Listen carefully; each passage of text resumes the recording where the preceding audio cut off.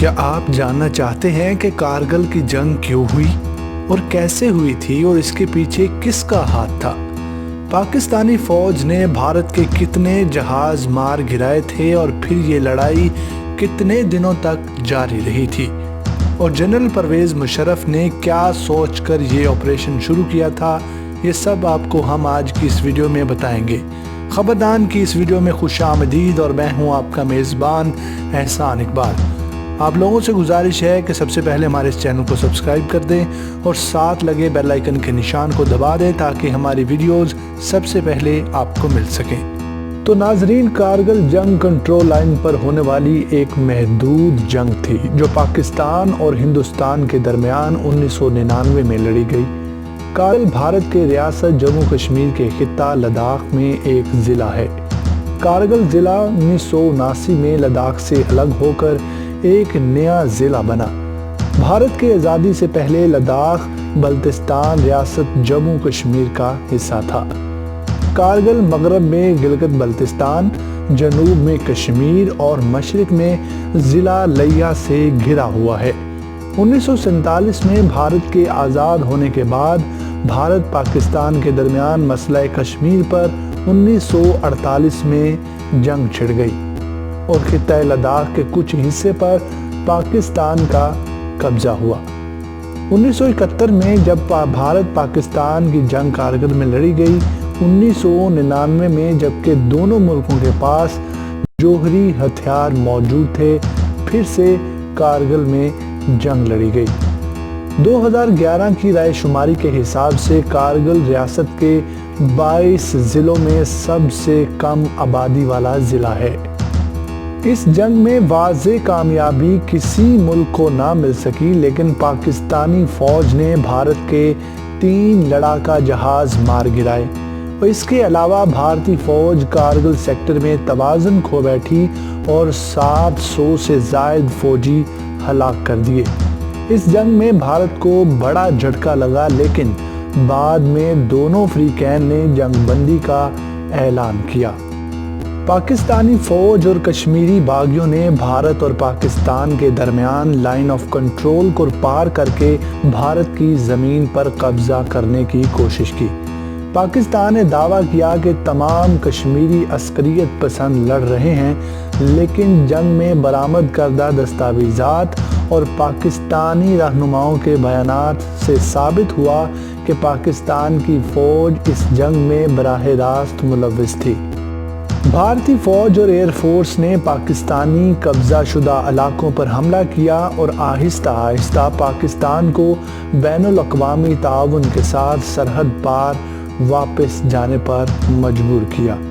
ये जंग हाईलैंड पर वाक़या हुई और 2 ममालिक की फ़ौजों से लड़ने में बहुत से मुश्किलात का सामना करना पड़ा।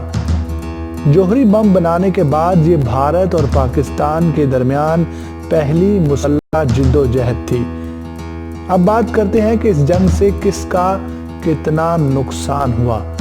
तो दोस्तों, ये जंग कारगिल के मकाम पर पाकिस्तान और भारत के दरमियान सन 1999 में 3 मई से 26 जुलाई तक लड़ी गई, जो तकरीबन 2 माह 23 दिन का दौरानिया बनता है।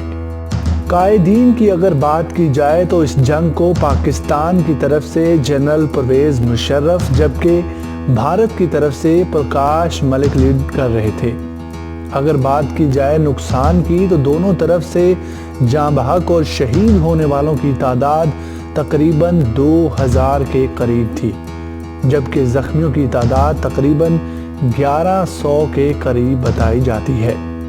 दोस्तों, कारगिल ऑपरेशन, जिसे ऑपरेशन कोहे पैमा का खुफिया नाम भी दिया गया था, हिंदुस्तान और पाकिस्तान की जानिब से एटमी धमाकों के 1 साल बाद शुरू किया गया। इस वक्त के army chief general Pervez Musharraf की क़यादत में शुरू होने वाला ऑपरेशन इस मफरूज़े पर शुरू किया गया था कि अगर सियाचिन में हिंदुस्तानी फोर्सेस की मरकज़ी सप्लाई लाइन की हैसियत रखने वाले हाईवे के साथ मौजूद स्ट्रेटजिक चोटियों पर कब्ज़ा कर लिया जाए तो ये काम नई दिल्ली को मुज़ाकरात की मेज़ तक आने पर मजबूर कर देगा। اس کے علاوہ اس آپریشن کو عملی جامہ پہنانے کا فیصلہ کئی عوامل کی بنا پر کیا گیا، جس میں مسئلہ کشمیر کو بین الاقوامی توجہ دلانا بھی شامل تھا، لیکن پاکستان کو غیر مشروط طور پر علاقے سے واپس آنا پڑا۔ در حقیقت کارگل مہم جوئی کی اس وجہ سے کشمیر کے مقصد کو شدید دھچکا لگا، کیونکہ بین الاقوامی برادری اس مسئلے پر پاکستانی حمایت سے دستبردار ہو گئی۔ قابل فہم ہے کہ ملک کو جس مہم جوئی کی بھاری قیمت چکانی پڑی، اس کی انکوائری نہیں ہوئی۔ ISI کے سابق سربراہ لیفٹیننٹ جنرل اسد درانی اور بھارتی خفیہ ایجنسی را کے سابق سربراہ AS دلت کی مشترکہ طور پر تحریر کردہ کتاب دی اسپائی کرونیکلز را ISI and the illusion of peace گزشتہ ہفتے ہندوستان میں لانچ ہوئی۔ کتاب میں سابق پاکستانی انٹیلیجنس سربراہ کی جانب سے کچھ مسائل پر بات کی گئی ہے، جس کی وجہ سے دو جنوبی ایشیائی پڑوسیوں کے درمیان امن کی کوششوں میں رکاوٹیں حائل ہیں۔ جنرل درانی، جو بدنام زمانہ اصغر خان کیس کے بھی مرکزی کردار ہیں، انہیں فوج کے ضابطۂ اخلاق کی مبینہ خلاف ورزی پر انکوائری کی وجہ سے ملک سے باہر جانے سے روک دیا گیا ہے۔ جس چیز نے فوج کو سب سے زیادہ مشتعل کیا ہے وہ ان کا تبصرہ ہے کہ پاکستان کی فوجی قیادت کو شاید اسامہ بن لادن کی رہائش پر امریکی حملے کے متعلق پیشگی اطلاع تھی۔ اسامہ بن لادن وہی ہیں جو 10 مارچ 1957 کو سعودی عرب کے دارالحکومت ریاض میں پیدا ہوئے۔ امریکہ کی دہشت گردوں کی فہرست میں ان کا نام بھی شامل ہے۔ امریکیوں کا کہنا ہے کہ اس کی فوج نے اسامہ بن لادن کو 1 مئی 2011 کو ایبٹ آباد میں قتل کر دیا تھا۔ تو ناظرین، لیا اور سری نگر کا واحد زمینی راستہ کارگل سے گزرتا ہے۔ سیاچین پر موجود بھارتی افواج کی کمک و رسد کے لیے کارگل کا راستہ ہی بہتر راستہ ہے۔ کارگل تا سیاچین تک کا راستہ سال کے 10 مہینوں تک برف کی قید میں رہتا ہے، اور صرف 2 ماہ کے لیے یہ شاہراہ سیاچین کے برف پوش پہاڑوں تک پہنچنے کے لیے استعمال کی جاتی ہے۔ بھارت کو انہی مہینوں میں فوجی چیک پوسٹ اور فوجی یونٹوں میں کام کرنے والے بھارتی لشکر کی خوراک اور دیگر ضروریات کو سیاچین کی چوٹیوں تک لے جانے کا ٹاسک پورا کرنا ہوتا ہے۔ کسی زمانے میں پہاڑیاں اور سیاچین پاکستانی ملکیت تھے، جہاں بعد ازاں بھارتی فورسز نے قبضہ جما لیا تھا، لیکن اب آئندہ آنے والے وقت میں انشاءاللہ دوبارہ سے یہ قبضہ پاکستان کے ہاتھ میں ہوگا اور دوبارہ سے یہاں پر پاکستانی پرچم لہرایا جائے گا۔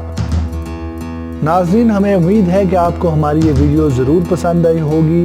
مزید ویڈیوز کے لیے ہمارے اس چینل کو سبسکرائب کر لیں اور ساتھ لگے بیل آئیکن کے نشان کو ضرور دبا دیں، تاکہ ہماری آئندہ آنے والی ویڈیوز سب سے پہلے آپ کو مل سکیں۔